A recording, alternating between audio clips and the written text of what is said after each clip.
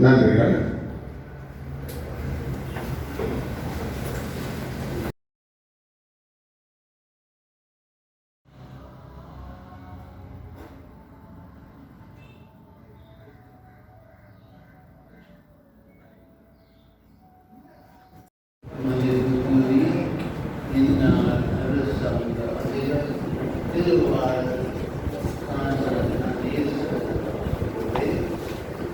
இங்கு வருகை தந்திருக்கும் மதிப்புக்குரிய முன்னாள் மாவட்ட அரசாங்க அதிபர் திருமணம்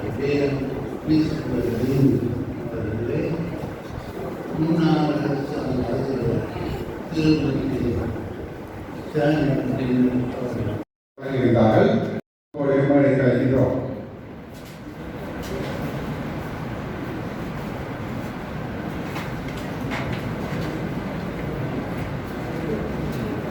நூலை படைத்தவனும் நூலை படித்தவனும் இறந்து போனாலும் யாண்டும் யாண்டும் அதே போன்ற மனோகர நந்தினி அவர்களையும் கலைக்கின்றோம்.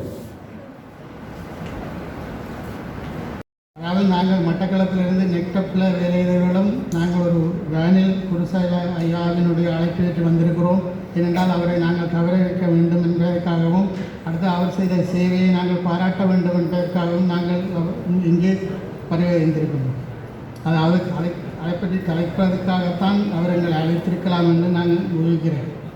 இந்த நூலை பார்க்கும்போது மேலிருந்த வாரியாக இந்த நூலை பார்க்கும்போது இது பல்துறை அனுபவம் வாய்ந்த ஒரு நூலாக இருக்கின்றது. அதன் முதல் பகுதி பற்றி என்னால் ஒன்றும் கூற முடியாது. நாங்கள் மட்டக்களப்பை சேர்ந்தவர்கள் மன்னாரில் நடந்த விஷயங்கள் எழுதப்பட்டிருக்கேன். இருந்தாலும் இதே மாதிரி இதே சூழல், இதே நிகழ்வுகள், இதே பிரச்சனைகள், இதே சவால்கள் எல்லாம் அங்கவும் நடந்தது தான். நாங்களும் ஒரு அரசாங்க அதிபரை எழுந்திருக்கிறோம். 2 அரசாங்க அதிபர்கள் மயிரிலையில் விருதப்பட்டிருக்கிறார்கள். ஒரு ஏஜி ஹெட் குவார்ட்டர்ஸ் எழுந்திருக்கிறார். டைரக்டர் ஆஃப் இரிகேஷன் இந்தியா மற்ற ஆஃபீஸில் வேலை கொண்டிருக்கிறவர்களும் இருந்திருக்கிறார்கள். எனவே எல்லா வடக்கு கிழக்கு மாகாணங்களுக்கெல்லாம் ஒரு பொதுவான பிரச்சனையாக இருக்கின்றது. எனவே அதை பற்றி நான் கூடுதலாக எனக்கு கலைக்கையும் தெரியாது, கதைக்கையும் மேலாது. ஆனால் இந்த புத்தகத்தை பற்றி ஒரு மேலெழுந்த வாரியாக பார்க்கும்போது இது புத்தகங்கள் பல்வேறு மாற்றங்களையும் பல்வேறு மாற்றங்களை சமுதாயத்தில் ஏற்படுத்தியிருப்பதுடன் பல்வேறு விதமான கோட்பாடுகளையும் கொள்கைகளையும் சமுதாயத்துக்கும் அறிமுகப்படுத்தியிருக்கின்றன புத்தகங்கள்.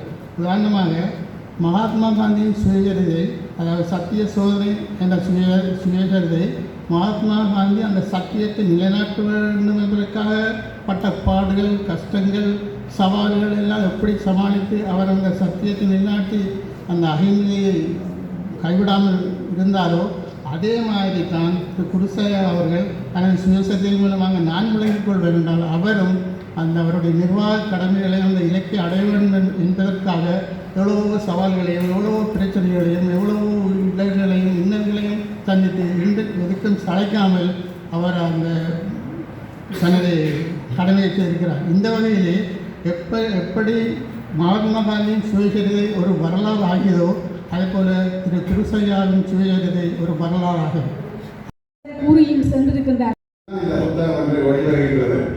என்பதை இது உண்மையிலேயே உள்ளதை உள்ளவாறு போதிக்க. எனவே உங்களுக்கு எமது பாராட்டுகளும் நன்றிகள். நிறைய போயிருக்கீங்க, இருக்கின்றீங்க, நன்றிகள். இன்னும் 2 நிமிடங்களில் நிறைவு செய்வோம். இந்த நிகழ்வுகள் காட்டியிருக்கின்றன. வடமாகாணத்துக்கு மட்டும் உரியவர் என்று யாரும் உரிமை கோர முடியாது என்ற ஒரு நிலைக்கு ஐயா அப்படி இருக்கின்றார். இவர் அகில இலங்கைக்கு சொந்தமானவராக இருக்கின்றார். எனவே அவர்களையும் நாங்கள் அவங்களுடைய நன்றி கொள்கின்றோம். ஐயாவுக்கு மாலை சொல்வதற்காக பொன்னாடை போட்டுவதற்காக வர இருக்கின்றார்கள். ஐயாவும் அதே போல் எங்களுடைய மடு முசலி போன்ற இடங்களில் கடந்து போய்தோம். இவர்களுக்கு நானும் கடந்து கொண்டிருக்கின்றேன் என்பது முக்கியம்.